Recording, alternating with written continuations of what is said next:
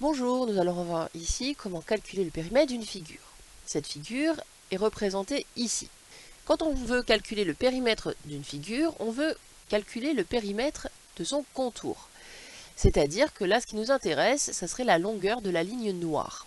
Un petit peu comme si on partait par exemple de cet endroit-là et que nous faisions le tour de la forme avec un instrument qui va mesurer le contour.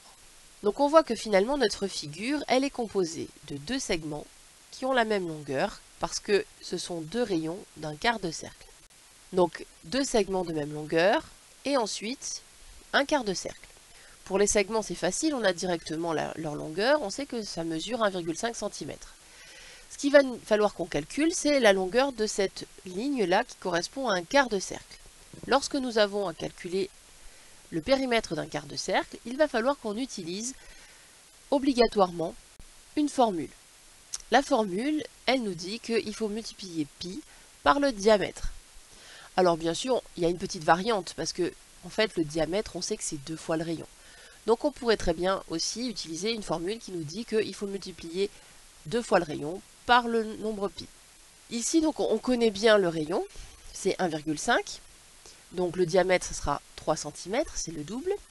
Par contre nous n'avons pas le cercle en entier, nous n'avons qu'un quart du cercle. Et un quart, ça signifie que nous divisons par 4.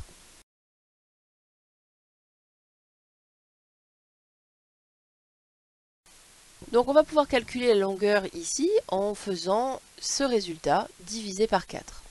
Le périmètre donc de notre figure va se calculer en ajoutant 1,5 plus 1,5 plus pi fois 2 fois 1,5 cm. Ça c'est la longueur du cercle entier. Et on va donc diviser ce résultat par 4 pour obtenir la longueur du quart de cercle. Nous pouvons donc déjà ajouter le 1,5 cm plus 1,5 cm, ce qui nous donne 3 cm.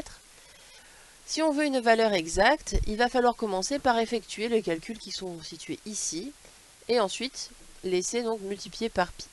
Lorsque nous faisons 2 fois 1,5 cm divisé par 4, on va trouver 0,75 cm. Multiplier toujours au nombre pi. On va donc après forcément passer à une valeur approchée. Ici, nous allons arrondir au dixième près. Qui dit valeur approchée dit environ égal. On va regarder ici si nous voulons faire un arrondi au dixième près. On va s'intéresser à la partie du nombre jusqu'au dixième. Et on va regarder le chiffre des centièmes pour savoir si on est plus proche de 5,30 centièmes ou de 5,40 centièmes. Ici, le chiffre des centièmes, c'est le 5, ce qui signifie que, par convention, quoi qu'il en soit, on va choisir la valeur approchée par excès comme arrondi, c'est-à-dire estimer que l'arrondi est 5,4 dixièmes. Le périmètre de notre figure arrondi au dixième est 5,4 cm. Petit point rédaction. Il faut que vous écriviez la formule que vous allez utiliser. L'une ou l'autre, peu importe. Il faut que vous écriviez le calcul. Il faut que vous n'oubliez pas la phrase de réponse ainsi que l'unité. Si vous n'avez pas de calculatrice scientifique, que vous avez une calculatrice de ce type-là, vous n'avez pas de touche qui vous donne une valeur approchée du nombre pi. Donc, dans ces cas-là, vous utilisez la valeur approchée du nombre pi la plus couramment utilisée, qui est 3,14. Et donc, vous allez effectuer le calcul 3 plus 0,75 fois 3,14. Cela va vous donner 3,355 millièmes.